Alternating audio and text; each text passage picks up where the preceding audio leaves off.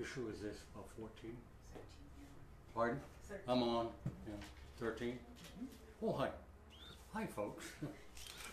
Welcome to Foys on Facebook, an hourly show that we do every other week. So it's always on Friday, this day, and it's always between 3 and 4 Eastern Standard Time.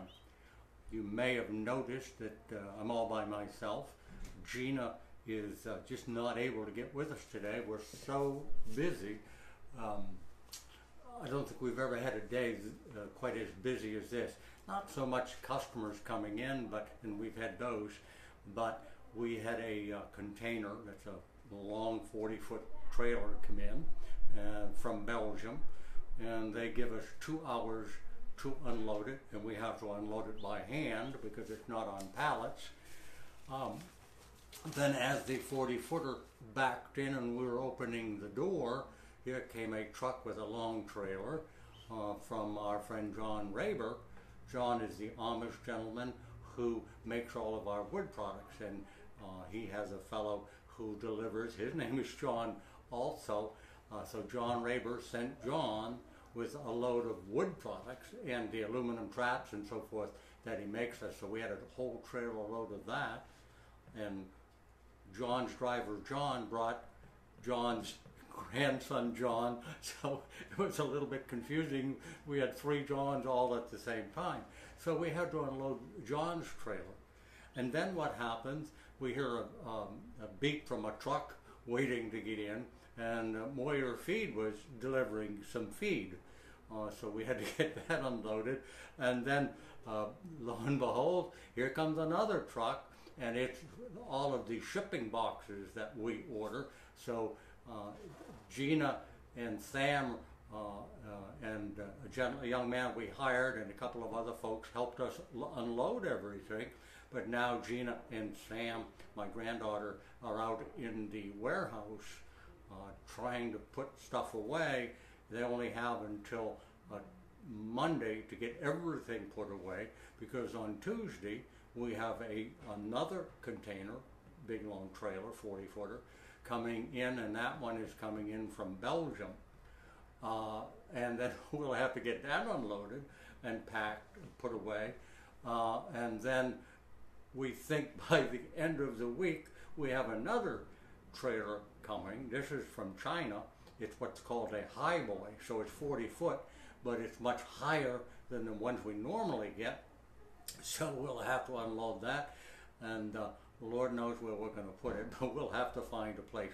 We have 6,000 square feet in this warehouse. By the end of next week, we're probably going to have to walk sideways between the aisles just to get to stuff. But that's a good sign. We're continuing to grow. We're having a great year, and I'd like to say it's because of you folks. Some of it certainly listening to our show, but never a day goes by where we don't get a request for a catalog, which tells us if they're asking for a catalog, in most cases they're a brand new customer. If you checked out our website or read the information about what we're going to be talking about today, we're going to mostly spend time talking about young birds. When I say young birds, all the way from the egg to pretty much when they're weaned. And I won't be able to cover everything, of course.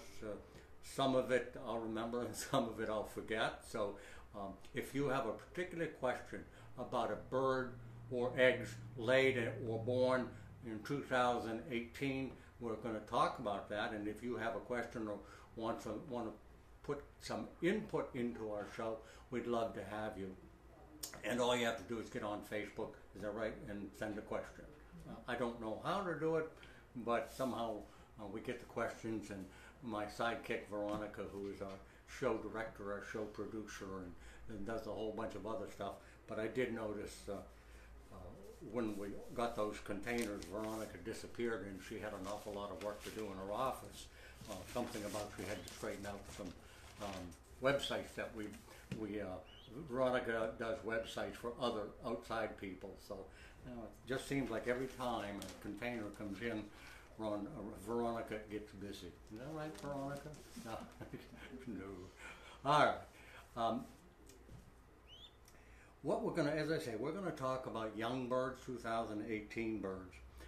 And some of the information I'm going to give you is pretty basic, but if you want to write it down, might be a good time to get that old pencil and paper ready.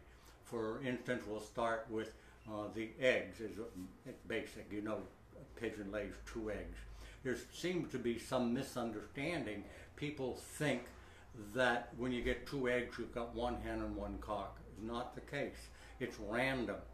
Sometimes the 2 eggs will be both male. Sometimes they'll both be females. And of course, the third alternative is you're going to get 1 of each.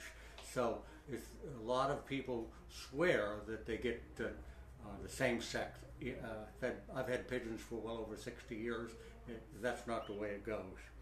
The eggs that are laid hatch in 17 to 19 days. When it comes to eggs, and I've mentioned this before, don't be afraid to handle them.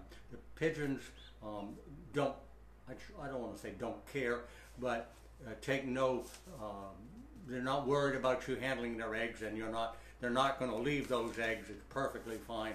It's the only time you'll find that a pigeon is aggressive when a hen or a cock is on the eggs and you want to get your hand under her to get the eggs. She's going to slap you with one of her wings. Doesn't hurt. Or she'll peck at you. She'll actually pinch your skin to try to protect them. I've shared this with you before too. When the eggs are laid, I did it this morning also. I carry a measure. Now that's showing my age. What do we call them now? Not felt tip pens, Sharpies. Okay. I carry a Sharpie with me, and what I do whenever an egg is laid, I put the date. So today is June 1st. I don't worry about putting June 1 because there's only 1 in a month, so I put down 1, and I want to know what it is. So because as I say, you can handle the eggs at any time, and I move eggs around a lot. If somebody wants to buy a pair and they've got eggs, I may want to move those eggs to someone else. So I use a W for white, RH for racing homer, PRETTY tells me it's a pretty homer, not necessarily race quality, but really unusual color.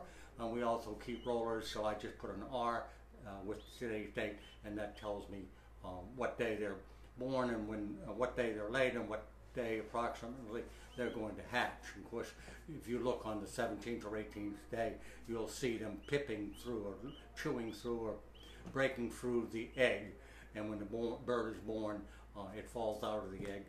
You might want to keep an eye on that because it has happened to me in that they saw around the egg and the egg comes apart. What I've seen is that half shell somehow, I don't know how, just birds moving around, slips over the other egg, and it may suffocate if it's covering where the pigeon is breaking through at first. If it's over that, the bird could suffocate. So always try to make sure that if there's extra egg shells in the nest, take them out of there. Just a thought. When the babies are first born, for the first 6 or 7 days, the bird is fed pigeon milk.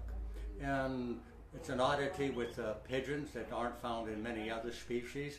Both the mother and the father are able to produce milk, and they both feed. The father usually feeds during the day, mother takes over early in the evening and feeds again. They feed more than once, and so it's the only time that I almost overfeed my birds, because at the same time as I have eggs in the nest, the birds are growing, I also have eggs on the Jerry. I have young on the floor that are getting close to complete weaning age where they're taken away, but they need to eat and drink too, so I always add a little extra feed for those young ones to be able to eat. And I do that in the evening and I do that in the morning to make sure there's feed in front of those babies. They see their parents eating, they see them drinking, and they follow suit and do the same thing.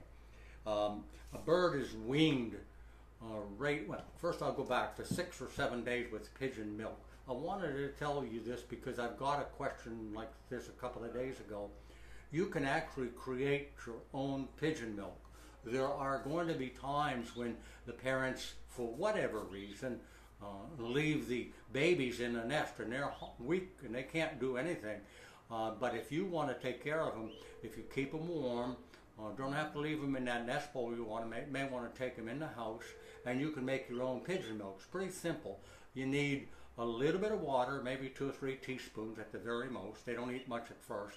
And then you're going to mix some cream of wheat in it. You want to cook the cream of wheat. So make sure after you've cooked it, it's cooled down. You don't want it too hot. You want that mixed.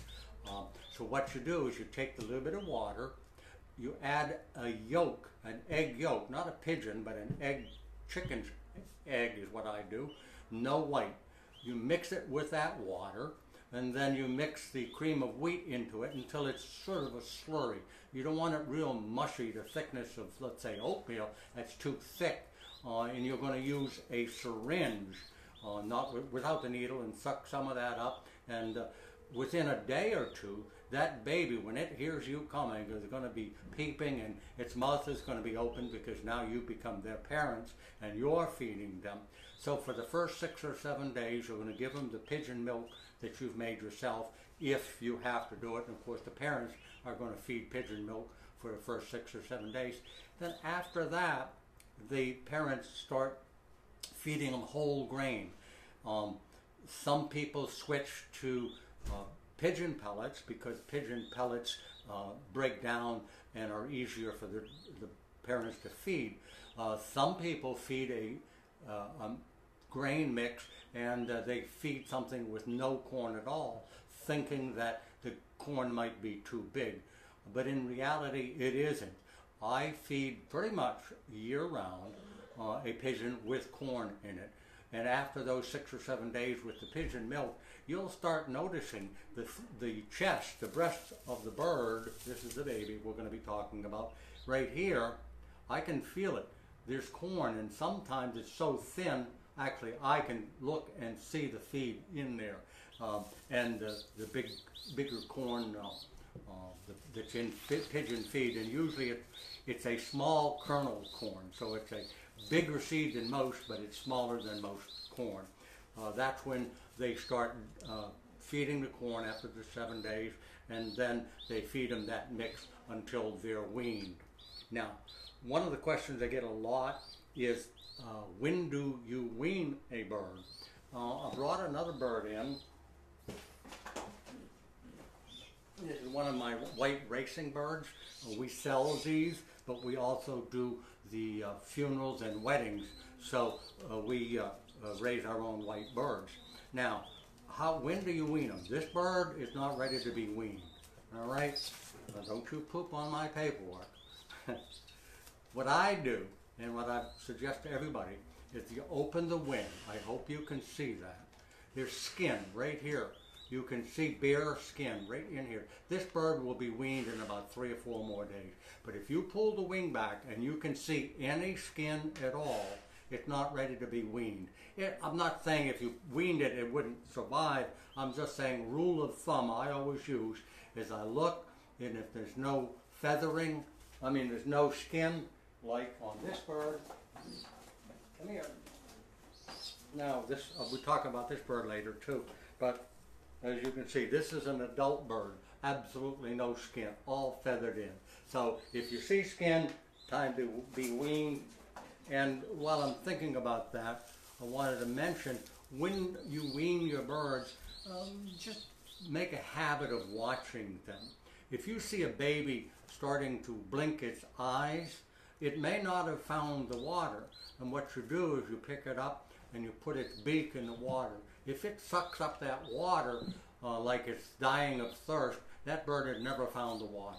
But if you do that once, it almost always finds the water the next time. So if you see a bird blinking, you know it probably, a young bird now, baby, you know it probably hasn't found the water. Can I take a deep breath? I have a question. Hold on. Oh, by the way, this is Pepsi. It's not what you think it might be. Okay. How much of that home question here that pertains to what we're talking about, how much of the homemade formula should be given them? Good question, and I should have covered it, and as I said when I started, I appreciate it if you ask a question that maybe I missed, but as to how the question is, again, I'm sorry, I was unloading the trucks too, so I'm a little exhausted. The formula, how much of it? You want to feed them until it looks like this. Now, if this bird had been fed by the parents today, or right after they were all done eating, they would have fed them, this would have been bulging, the crop here. So what you do when you're feeding youngsters, with the formula, you don't want to overfeed them because you could kill them if you feed too much feed, they won't be able to digest it. So just so that you can feel the bulge here, but not pushed out. And if you have the ability to do it, it's better to feed them 3 or 4 times, but twice a day, morning and evening, is usually sufficient. Hope I've answered that question. Let me stop talking where we are, and we'll take a question. Can I take that question from Mr. Dave Blanco? He's emailed us before, I think. Hey, where are you going? It's right there. He wants to know if he should treat his birds for canker as a preventative, and if so, what? Or should you only treat if your birds happen to have it? I don't want to overuse something and birds get immune to it. What is safe to use if they are still feeding babies? I keep racing homers and flights. Well, there's only one product which incorporates 3 different products. 3-in-1, I suggest that you use 2 times a year. Once before breeding and once when you're all done breeding and they've all been weaned. Now that's if you've never had a problem with canker and you've looked and you don't suspect one. But generally speaking, when you have young, that 3-in-1 won't affect them at all because it's not an antibiotic. Canker, coccidiosis, worms, those are not antibiotics, so won't affect them at all. And it's safe for young ones. And if you're not sure, the most common canker is a canker in the throat. And I'll pick this bird up, and because a lot of people don't know how to look or they're afraid to open the bird's beak. This bird, I open its beak, and I actually look down. In the light, no canker at all. If you open them and you see something deep in the throat that looks like a little bit like cottage cheese, yellowish on the white side, and it's deep, and if you try to remove it, you get some blood, that's canker. Where a lot of people get confused is if you open the beak and on the roof of the mouth, right in here, I hope you can see that, you see a buildup that is on the yellowish side, more tan yellow.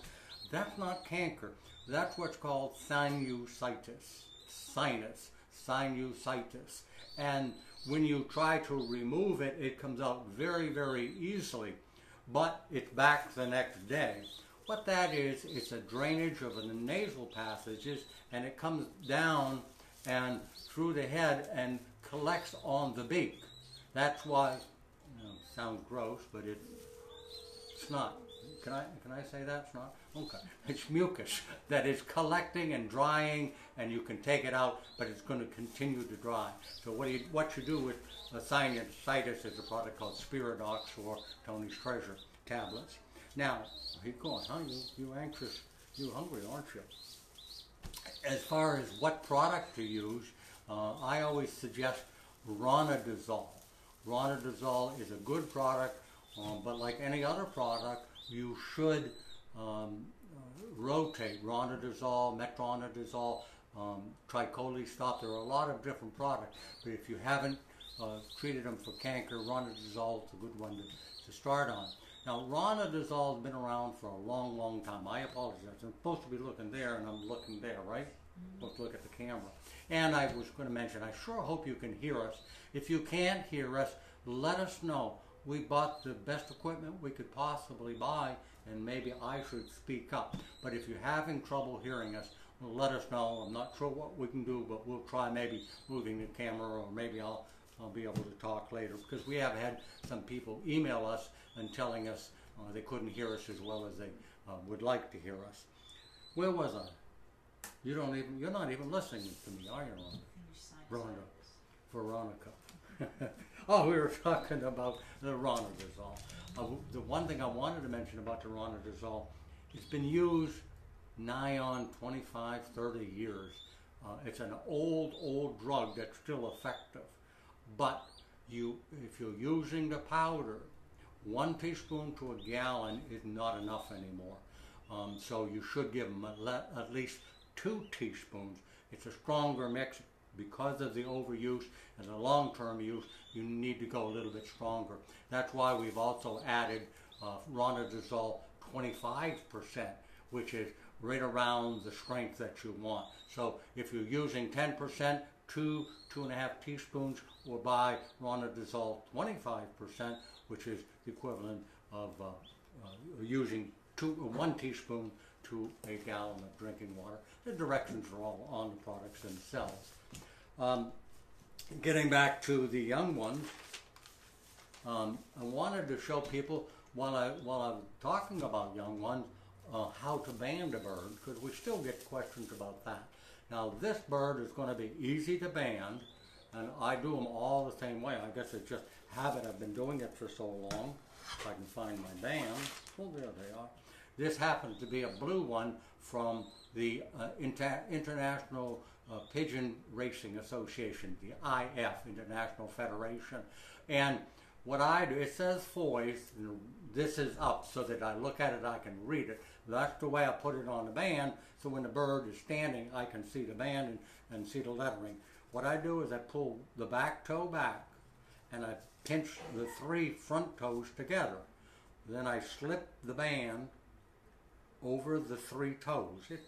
When you do it for a while, it's pretty easy to do. Now I've done it, and now I'm at the knuckle, and all I do is pull it past the knuckle, and with my fingers. And sometimes if you have a problem trying to get it, you can get a toothpick or a pen and stick it through there. But I'm not going to have to do that. I know, Bert, I'm getting to you. There you go. I'm going to pull this last toe through, and there it is. That band will never come off. It's on that band for its life. It's got a serial number. It says Foys, the IF, and it's got a 2018, the year on it. Who are we? Did Gina stick her head in? Want to know whether she could tell her if she didn't want to be on, she's going to stay on. So anyways, there's how it is. Now I want to show you something. You may have wondered, or maybe you didn't notice what this is. It's my old tried and true method. What I'm going to do, and I'm not even sure I can do it. Every once in a while I miss a bird. I'm trying to band, and I keep hundreds of pigeons, so you just, every once in a while you screw up and miss a bird. This bird is not banded.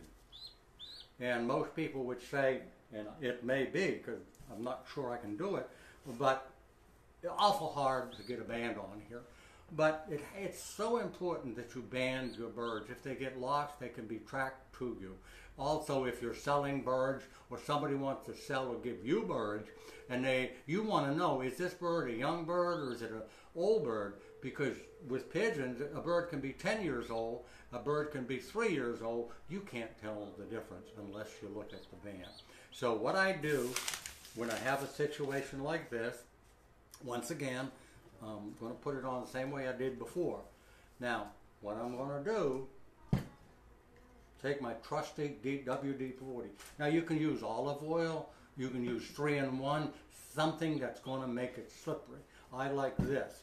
So what I'm going to do is I'm going to spray a little bit on there, whoops, and move it around so that it's on the finger, on all of the toes. Now, it's wet, it's slippery. In fact, my fingers are so slippery. I'll take the band, 3 fingers. This is the easy part. I've got the 3 fingers on there. Now, you need something like a rag or a paper towel because I'm slipping right off of it. So I'm going to grab those three and I'm going to pull. Now I've got to the knuckle. This is the hard part, and it may seem cruel, but it's so important that a bird be banded. It adds value to it, and without a band, who knows how old it is. So I'm holding the bird, I'm holding the band, the three toes, slippery as all get out, and I'm going to try to pull this on. It's hard, and I'm pushing. You can see how far I am. Now once you start this, you can't quit and say I'll come back to it later because the bird's foot is going to swell up. So I suggest that you try to do it all at once, and if you give up, then take the band off. As I said, I don't even know if I can do this, but I've done it before.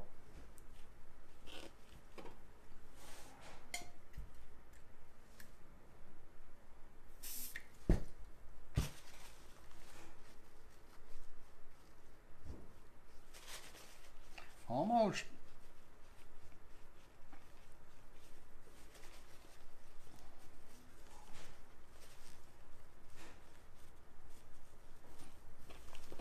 May have to give up.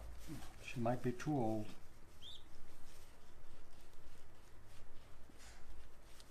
God, I'm so close.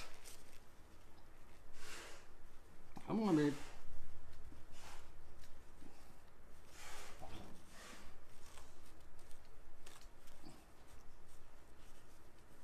Now, I don't want to do it anymore. So I'm going to take the band off. The bird is going to, the foot will swell up a little bit, but tomorrow it'll be fine. So I wanted to see if I could do it.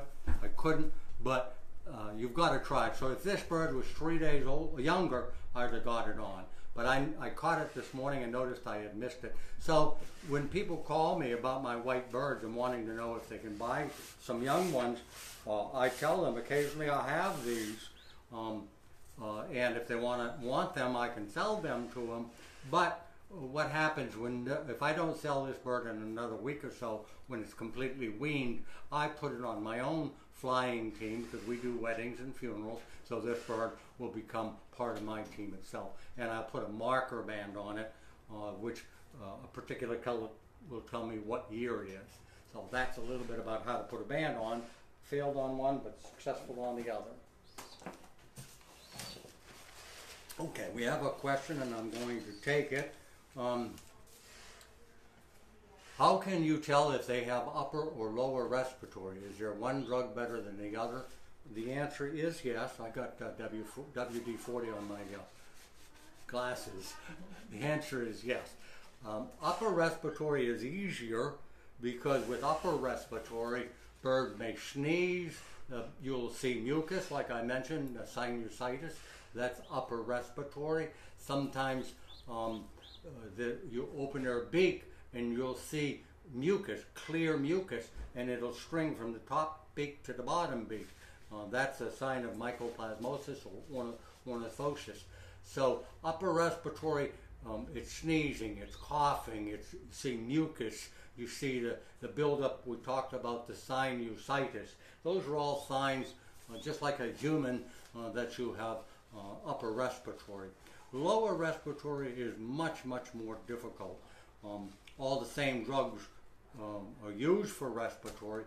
Some are better than others on upper respiratory. So if you don't know and you've tried some antibiotics and you're convinced that something's wrong and you have absolutely no idea, you may want to put them on something like Spiridox, which is spiromycin, and doxycycline, and run them through a course of that.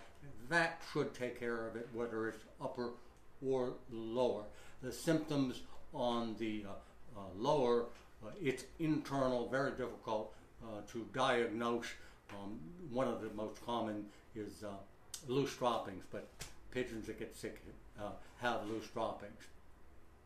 Okay, Joe Weeks asks, I have a blue, it's a blue bar, racing pigeon who's acting sick. He isolated it yesterday. The droppings look like they're white with a little bit of urine in them. White actually is the urine, the clear is not. Clear stuff running out of his mouth.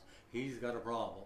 So what I have this book, and I've told you over the years, I'm working on a book. I'm going to put this in booklet form, but I collect the questions that I get time and time again. Every time I get a question that I think is interesting or I haven't answered in the past, I'll go to this book.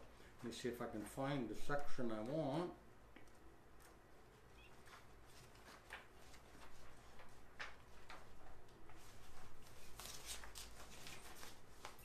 Now, I guess I didn't bring the right book.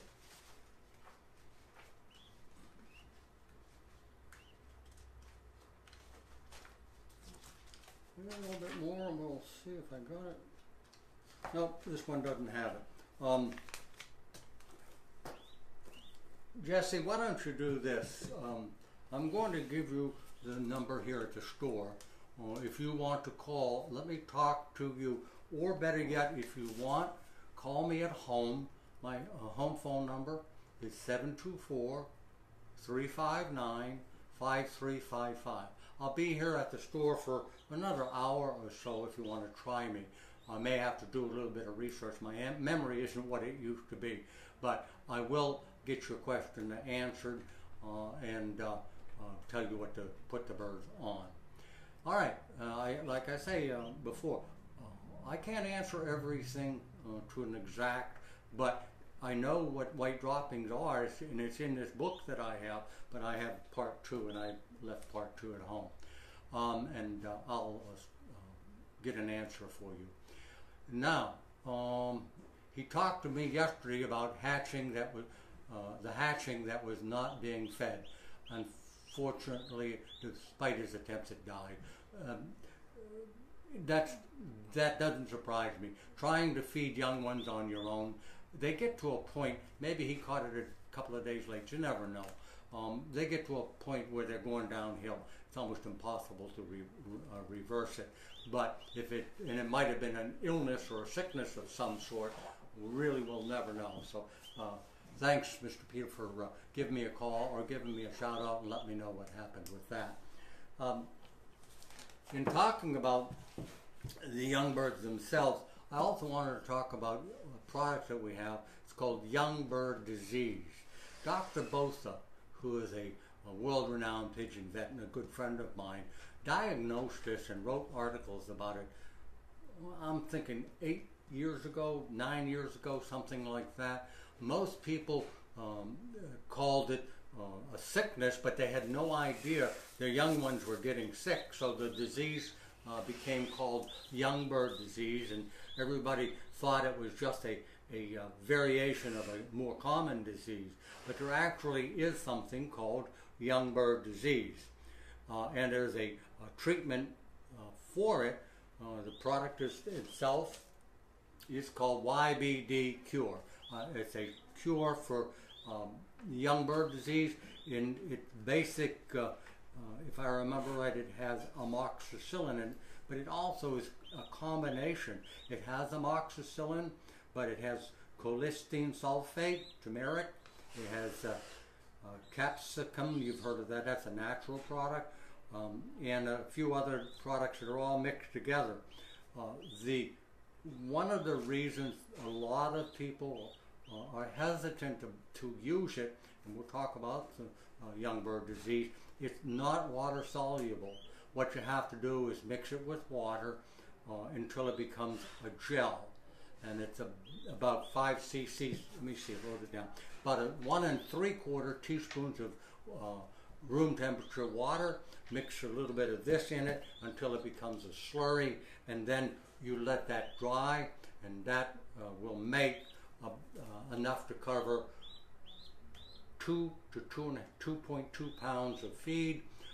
You put it on, let it dry for about 10 or 15 minutes, and then let the birds eat it. It's the only way to get it into the birds. It is not water soluble, because some people buy it and try to add it with the water, and basically it's going to float. It won't dissolve.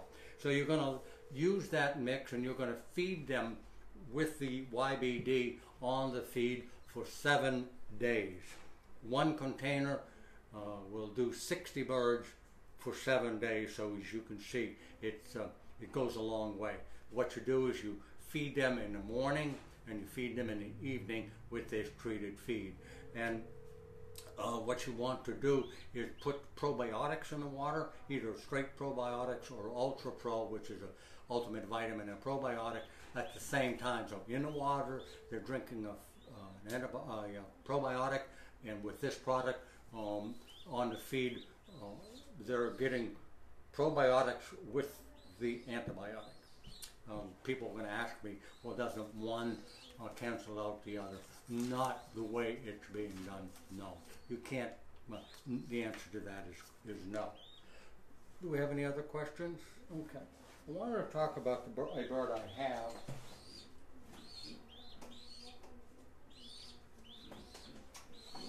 A lot of people have never seen this bird. I had it out a couple of minutes ago. Big, big pigeon. And I have a hard time holding it with one hand. But as most of you know, the proper way to hold a pigeon is, I can get it, it's big. All right, there's how you handle a pigeon. I've got, it's like scissors. You open your two fingers, you put you're right above the toes, you're holding the wings, the bird can't move. I wonder if anybody can, it would take too much time, knows what this is. A lot of people mistake it for a white racing pigeon, but it's much bigger than a pigeon, a racing pigeon, so it's not a racing pigeon. This is in actuality a utility king, not a utility show king, a utility king. And what these are actual meat pigeons. You all know that pigeons, baby pigeons, are called squabs, and it's such a delicacy called squab under glass, very expensive. Very, very popular in big cities like New York, Los Angeles, San Francisco, where they have a large Oriental population. The Oriental people love this. And the meat itself comes all from the chest, not anywhere else. It's not like chicken wings or that kind of thing. So all the meat is here. But interestingly enough, this isn't the bird they eat. It isn't the adult, the mother and the father. It's the babies in the nest. Remember I told you to get a big chest when they're fed. So at a specific date, before they leave the nest, the birds are removed and butchered. The breast is removed, and that's where you get the food for squabs. So they're taken out of the nest before they're weaned, because once they start walking, they develop, and I know this might be gruesome to some of you, but it's been around for hundreds of years and still around today. So they get the meat before the birds start walking around, so that the birds don't develop muscle or the bird becomes, the meat becomes tough. So this is a utility white king. And the reason I happen to have it is a gentleman called me about 3 weeks ago, an Amish gentleman, and asked me if I was interested in buying some utility kings. And I told him, no, I don't sell utility kings, but I tell you what I will do, because the Amish people, as you know, most of the people don't have telephones. You can't call them. So I said to him, what to do is get the birds to me, and I have, I think, 10 of them out in my warehouse right now, and I'll put them on Facebook or on our, I should say on our website, and if people are interested, I'll sell them for you, and I'll send you the money. So I've got 8 or 10 of these.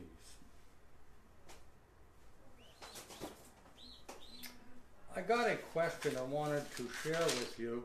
I can find the question. Here it is. Gentleman called me, coincidentally an Amish man, but he's in business and he does have a business telephone. He says, Jerry, I don't know whether this has ever happened to you or not. He says, but last week he had some birds getting sick on him. He didn't know what happened, but he noticed there was a bird laying on the ground outside in the grass, and he went and picked it up, and it was almost dead. It was pretty much comatose. And he didn't know what it was, and the bird died. Then he noticed underneath his loft there was another bird, and it was a little bit more lively, but it couldn't fly. He had no idea what it was. He lost 3 of them, and he got to thinking, the birds themselves, and he had more affected, acted like zombies, almost like they were out of it, didn't know what the heck was going on. He got to thinking, his lofts where he flies his birds are right next to a large field where they grow soybean. We all know what soybean are. It's grown everywhere now. And he got to wondering, and he opened up the bird, one of the birds that died. Lo and behold, it was full of soybeans. He went to the local feed store and got to talking to the people there, and it turns out the soybean are sprayed on a regular basis with an antifungal matter. And what it does is the birds eat this, treated in an insecticide also. They eat the soybean, kills the bird. He had a bunch, he checked out a lot. What he finally learned to do was when he saw a bird, and now that he knows it, he tries to keep them away from the soybean, but he opens their beak with a syringe, fills it with water, just warm water, and lifts them upside down and gently presses their chest. The water comes out. He'll do this 2 or 3 times. He had one bird that was acting like a zombie. He did that, and the bird survived and recuperated fairly quickly. So if you ever have that instance and you have no idea what's wrong, the birds are acting goofy, and you can walk over and pick them up.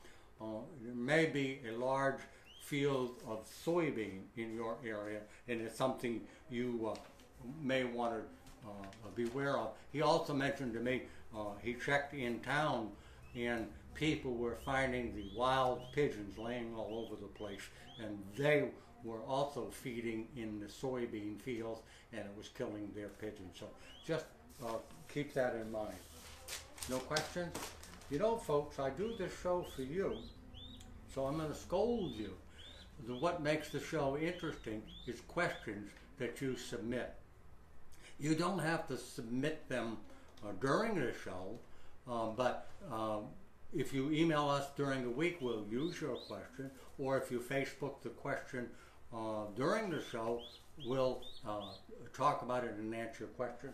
I have a book here, and I'll be going to it, but I wanted to talk about something else. A while back, somebody asked me about this particular product. Okay, it's called the Durafor. I wouldn't be without it. Being of the age I am, I'm tired of getting down on my hands and knees and scraping my floor. What I put on the floor is something called floor dressing. In fact, we just got a load of it in. We were completely out of it. We sell so much. It comes from Belgium, and it's granulated clay. But in it is also an anti-coccidiosis. Just means that it will reduce the possibilities of coccidiosis. So what I do is I put it so that it's about 2 inches thick. In all of my lofts, it comes in 44-pound bag. It might be 55, but I think it's 44. Would you look that up for me and the weight?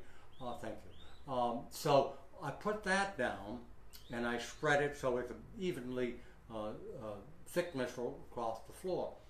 And as I mentioned to you before, I put all of my perches on the same wall so that the great majority of the droppings in my lofts are all underneath the perches. So what I do, this is the shell, this is the handle, this goes in here.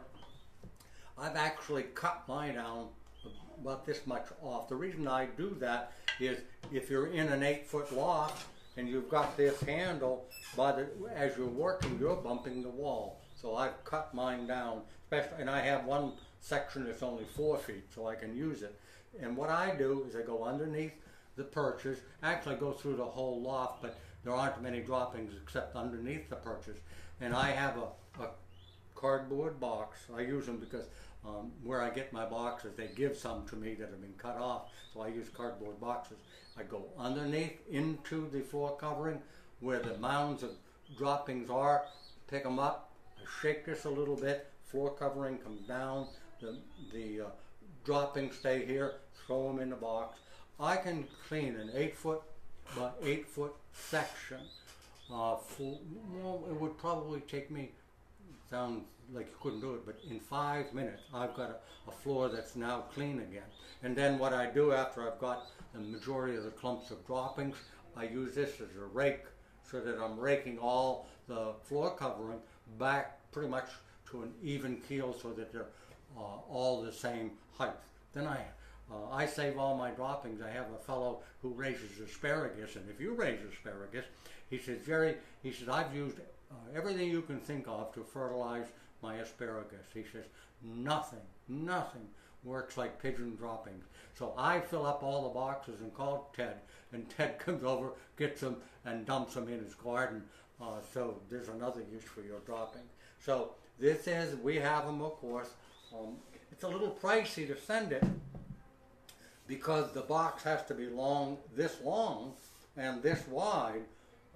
So it's a little pricey to send it, but if you're interested, like I say, I have one of these in every one of my lofts, and it just saves me so much time and back breaking too. And it's very absorbent, so it dries the droppings quickly. Being anti-coccidiosis, it's the ideal product. We have actually people who buy pallets of it if they have a lot of birds, and then we have people who buy one bag. Once again, if it's, how much does it weigh? 44 pound bag would go quite a ways, but an 8-foot by 8-foot loft would take a minimum of 3 bags. So just keep that in mind. I'm fortunate that when I need it, I go into the warehouse and load up my truck and get it. And I have to tell them I took it so they correct their inventory. So I use, it's called Natural, that's the name of the company, floor covering.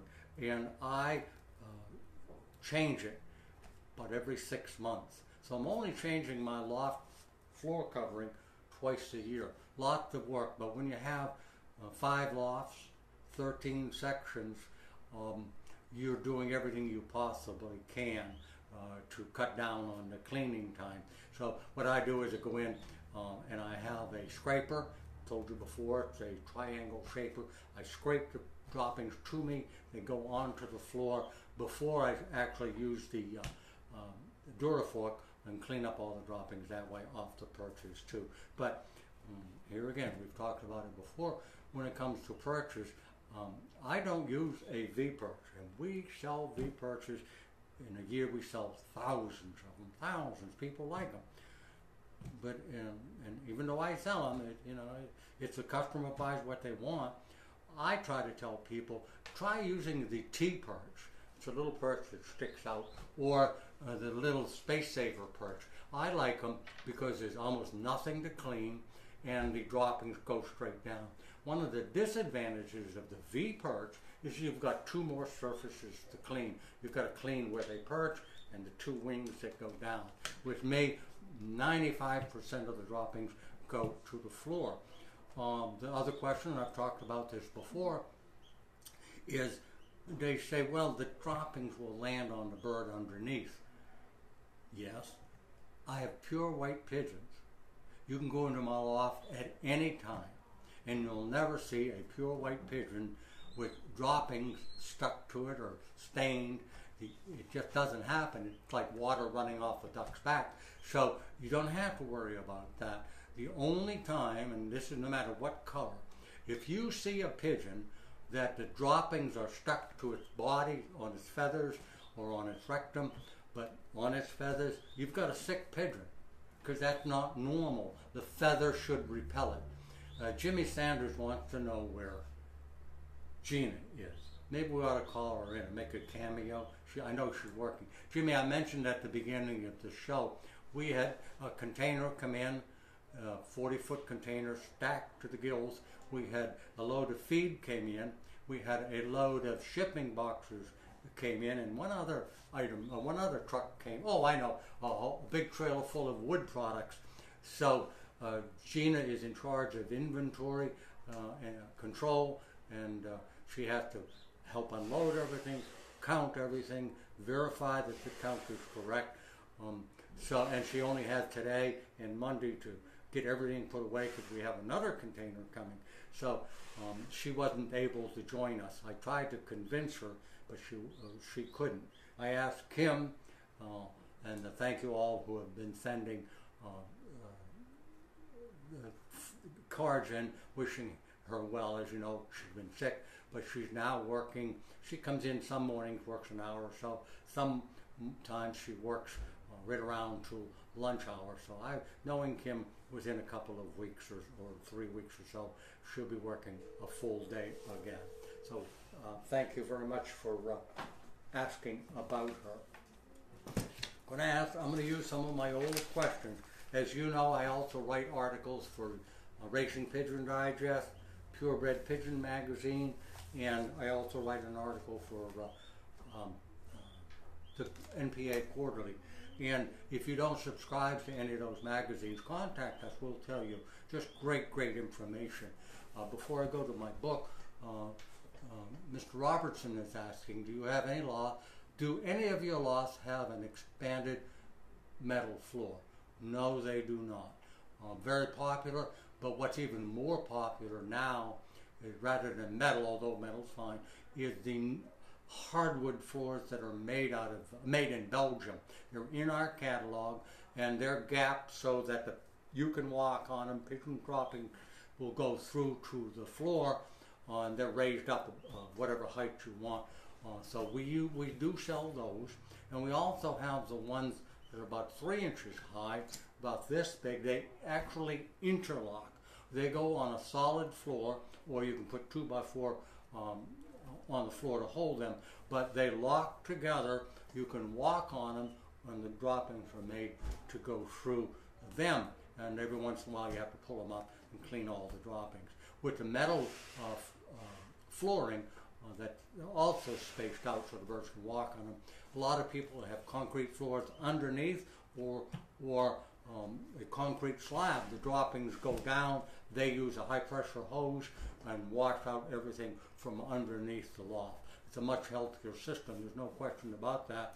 But that being said, I'm a true believer that your pigeons should be exposed to the droppings on the floor. It's the way those young ones develop an immunity. They have to be exposed to some stuff. So if you're in a hospital, it's a very sterile situation. A lot of people get sick by being in a hospital. Well, with pigeons, the way they've done it, since pigeons have been around, is picking up stuff and in small doses, whether it's coccidiosis or anything else, or any bacteria that might be on the floor, they pick it up in small amounts. They're able to develop that immunity and helps resist some of the diseases that they will be exposed to. Okay. Drawbacks are the following 3 types of loft. A floor with litter, I've talked about that. The only litter that I would use on the floor is the floor dressing we sell, floor covering, or play sand that you can buy. And it should be play sand that you buy like at Home Depot or Lowe's, because that's not treated with chemicals, because it being play sand, kids and young children are going to be playing in that sand. That's what you want, and you can put that in 2 or 3 inches thick. That's a great way to do it. You can also use the Durafork that we were talking about that comes with the handle in the sand. Once again, you can scoop out all of the droppings. And the expanded metal flooring. I've never used the expanded metal. I can't speak to it. I have seen it in use. It seems to me pretty darn slick, but unless you have access to it, it'd be a rather expensive way. If I had my choices, my first are over a wood floor, the floor covering, or pure sand. Those are the only 2 that I recommend. Of the 3 that you mentioned with the to the expanded metal flooring. I can't speak to the benefit or the advantage of either or which is better between the metal and the wood, but we bring in 300 to 400 of those big wooden ones. If you want them on our site, you'll see them, and we sell 300, 400, 500 of those a year, so they're fairly popular. But the issue or problem with them is the fact that they're very, very heavy. They're made of hard wood, so to ship them to you is very expensive. And I invite anybody and everybody, if you have the opportunity, because we're just a few miles off the Pennsylvania Turnpike, right near the Ohio line. So if you are going on vacation or going through on the Pennsylvania Turnpike in western Pennsylvania, you can be off the turnpike and at our store in less than 15 minutes. Stop in, take a look. We've got a large warehouse. We'll give you a tour. And now we are open once a month on a Saturday. We were open last Saturday. So if you want to make a trip and stop by, we're open Saturday. If you have a large order you want to pick up, we suggest you call and we'll have it ready for you. We have tractor trailer trucks stop by. Had one this week.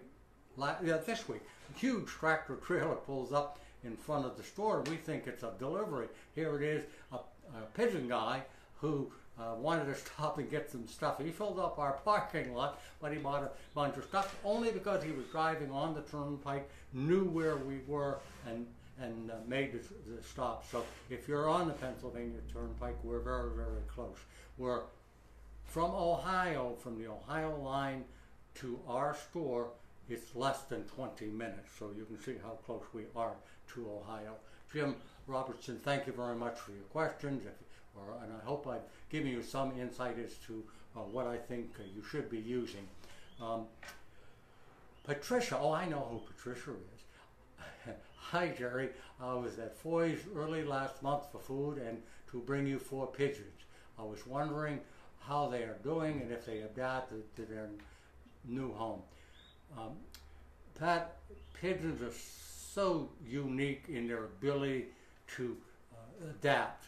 Those pigeons, within a week, you'd have thought they'd had them all their lives. They adapted to my system, the times I feed, the times I water. So yeah, they're doing absolutely terrific. I thank you very much for dropping them off. In talking about that, this week I just got in those utility kings. People call me all the time with pigeons. I had a lady stop by today. She had some old pigeon timers that people used in races and wanted to know if they were any value. And I told her, generally speaking, that they're worth very little because the clocks that people use in days gone by, 10 or 12, 15 years ago, all worked on batteries or you cranked them. They don't use those anymore. They're pretty much gone. They're either wood cabinets about this big or they're metal cabinets. You took the rubber ring off, put it on, turned the key, and then you had to, when the next pigeon came in, it was just a cumbersome process. So now with the computers, they put a computer chip on the bird, and when it comes home, it walks over a pad, and the chip is recorded to exactly what time those birds came in. I wish I could remember what I wanted to mention, but I can't remember. We have one more minute. I do thank you all for listening to me. I didn't know whether I could talk for an hour, but I proved I can. Everybody was telling me, don't worry about it, you never shut up anyways. So I did do an hour by myself. Once again, if you have a question, email. If you want to call us after the show today, I'm going to be here for an hour and a half. Foys is 724-843-6889. If you want to talk to me at home, remember, if I get home and if you call me after 5 Eastern time, a lot of times I don't answer the phone. And generally speaking, I don't answer it before 9 in the morning. I had somebody call me yesterday at 7. I just don't do it because if I do it, it becomes expectant from the customer and they're calling me early. And we do have people out in California, and it might be 5 o'clock their time, but it's 8 o'clock our time. So generally speaking, if you call me between 9 and 5 Eastern, then certainly I'll be more than happy to talk to you. My home phone, 724-359-5355. If you want to email me, it's just email to Foys. It's in our catalog on our website. It's just info@foyspetsupplies.com. If you email to Foys, they just forward right on to me, and a lot of your questions will go into my book, because I do appreciate your calling. So keep that in mind. Also, we're open 1 month, 1 Saturday per month. We'd love to have you. Do I sell your young bird? Says, do I sell my young birds? I only keep racing homers and rollers. I keep white racing homers. I sell breeders, and I sell young birds. The young birds have never been out before. The breeders, I guarantee, hens and cocks. If you call me today and want some today, I don't have them. I had a gentleman come in this week and ordered 16 pair, and then I had 2 orders for 4 pair, so I'm very low. I will have breeding white racing homers ready in about 2 weeks. I also sell what I call quality race pigeons. What that means is that they are raised to be racing pigeons. They can fly 100 miles, they can fly 500 miles, they can fly 600 miles. The young ones, as they get older, now I'm talking about. If you buy these birds from me, the breeders, you can never let them out. I don't care how long you keep them, there's always a good chance they're going to do their best to come home or go where they were first released from. So yes, I sell young white homers, I sell breeder white homers, I sell race quality pairs, and I guarantee hen and cock. I sell young race quality birds. I also sell what I call pretty homers, and those are the beautiful colors, the grizzles, the yellows, the reds, just all mixed up colors. Now, those aren't race quality. They can be trained, they can fly 100 miles, but you have to train them to do that, but you can't race them. Shouldn't say can't. If you want to race them, expect to lose. They've been bred for color, not for speed, but they're beautiful birds, and a lot of people like racing homers just to watch them flying around. So that's what they're for. And I also sell rollers. Most of my rollers are breeding age. I don't have too many young. I sell them so fast I don't even bother raising young ones. When a roller lays their eggs, I throw their 2 eggs away, put 1 racing homer egg under them, and let them raise my homers.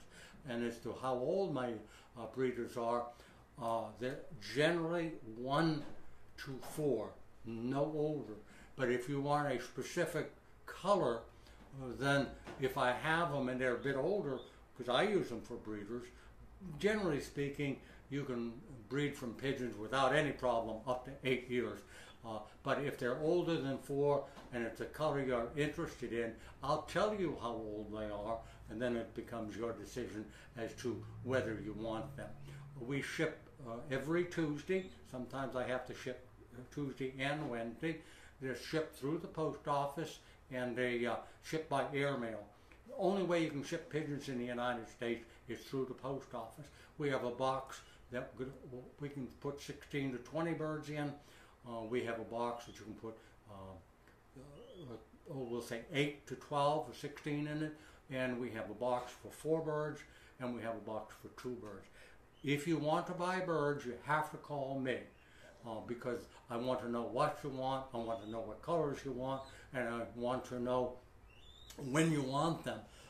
And if I have them, I'll be able to answer your question and tell you when I'm going to ship them, because all of the folks here at Foys don't know what I have at any particular time. I guess it is time for me to shut up. I've always said that on this show, it's an hour show, but we're not like the networks. Who says we can't do an hour and 10 minutes, or an hour and 5 minutes, or an hour and a half? We're going to talk for as long as it takes to get the questions answered. In the not too distant future, I'm pretty sure it's going to be in the month of June, we're going to have the people from Moyer Feed on, and John is going to be talking about not just the mixes. He sells a number of different mixes, and we sell it. But he's also, what I wanted him to do and he's going to do is talk about individual grains. What do peas do? Why are there Canadian peas, maple peas, and Austrian peas? What's the difference between popcorn, flint corn, small yellow corn? What does safflower do? What does rice do? What does Milo do? I can go on and on. All of these different grains. Every grain has a reason, and I think it would be interesting for you, our audience, to find out, because if you want to mix your grown grains, you can. You may want to go to the store and buy what you need or order. For instance, if you're mixing your own grain, let's say you want to add some hemp to it. You can buy 5 pounds of hemp. You can buy 5 pounds of flax. You can buy 5 pounds of peas from Foys. We mix all of our single grains, or shouldn't say mix, we put all of our single grains in a bag, seal it up so that you can mix your own. I've run out of time. Is there anything I should mention? Oh, June 15th, thank you. Veronica wanted me to remind you, our next show will be June 15th. I've enjoyed it. Hope you have. Hope you've learned by doing this show, or to refresh my memory based on the questions, just like the gentleman asked me about the droppings and I couldn't remember. So thanks for asking. Thank you all for watching. Veronica, how many people watching this show? Well, the last show, we had 9,000 roughly. We had 9,000. We've had as many as 12,000 watching. And so it kind of makes you wonder. They say the pigeon hobby's falling off. Maybe it is, but when 12 or 15,000 people are watching a show like this, there's a lot of pigeon people out there enjoying the hobby. Thanks. You enjoy the hobby. Take care.